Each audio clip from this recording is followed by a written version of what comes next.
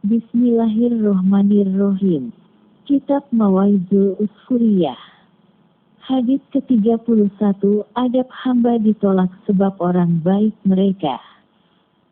Dari sahabat Ibnu Abbas radhiyallahu anhuma bahwa ia berkata, Rasulullah shallallahu ta'ala alaihi wasallam bersabda, Allah ta'ala menolak bencana dari umatku dengan orang yang sholat dari orang yang tidak sholat, dan andai kata mereka berkumpul untuk meninggalkan sholat, Allah tidak memandang mereka sekejap mata pun. Dan Allah Ta'ala menolak bencana dari orang yang tidak mengeluarkan zakat dengan orang yang mengeluarkan zakat, dan andai kata mereka berkumpul untuk meninggalkan zakat, Allah tidak memandang mereka sekejap mata pun. Allah menolak bencana dari umatku dari orang yang tidak berpuasa dengan orang yang berpuasa, dan andai kata mereka berkumpul untuk meninggalkan puasa, Allah tidak akan memandang mereka sekejap mata pun. Allah menolak bencana dari umatku dari orang yang tidak mengerjakan haji dengan orang yang mengerjakan haji, dan andai kata mereka berkumpul untuk meninggalkan haji, Allah tidak akan memandang mereka sekejap mata pun.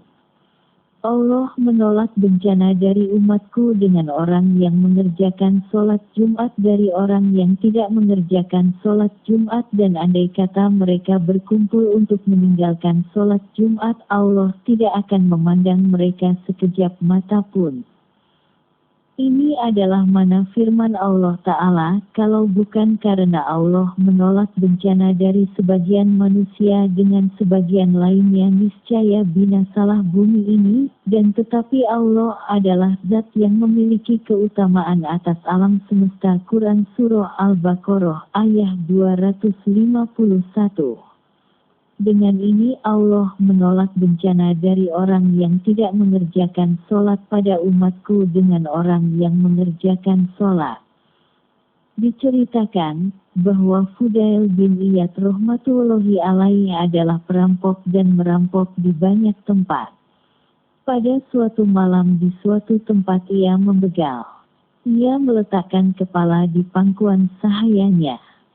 Tiba-tiba nampak kafilah. Tatkala kafilah mendekat dan berhenti, berkatalah salah seorang dari mereka, sesungguhnya Fudail berada di sini bersama anak buahnya, apa yang harus kita perbuat?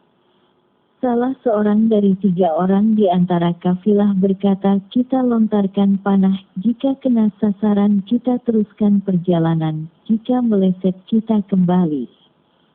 Salah seorang dari mereka melepaskan anak panah seraya membaca firman Allah Ta'ala, tidakkah sudah tiba waktunya bagi orang-orang beriman untuk tunduk hati mereka guna mengingat Allah. Quran Surah Al-Hadid ayat 16.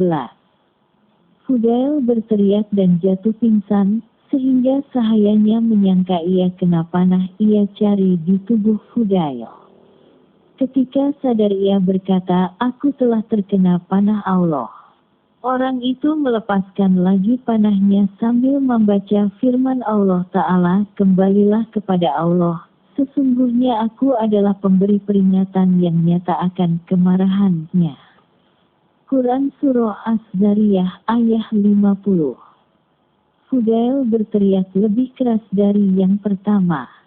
Sahayanya mencari anak panah di tubuhnya lagi.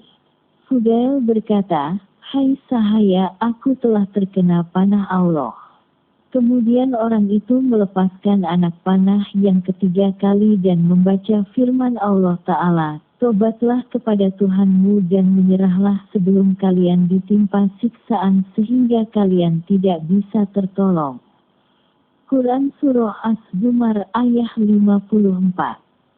Fudail berteriak lebih keras dari teriakannya yang pertama dan kedua, seraya berkata kepada sahaya dan anak buahnya, pulanglah kalian, karena sungguh aku menyesal atas keterlaluanku, rasa takut kepada Allah telah merasuki hatiku dan kutinggalkan segala kejahatanku.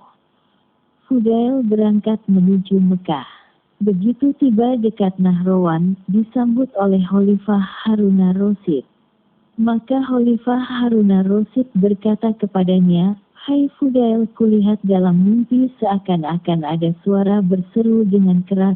Sesungguhnya Fudail takut kepada Allah dan memilih mengabdi kepadanya, sambutlah dia.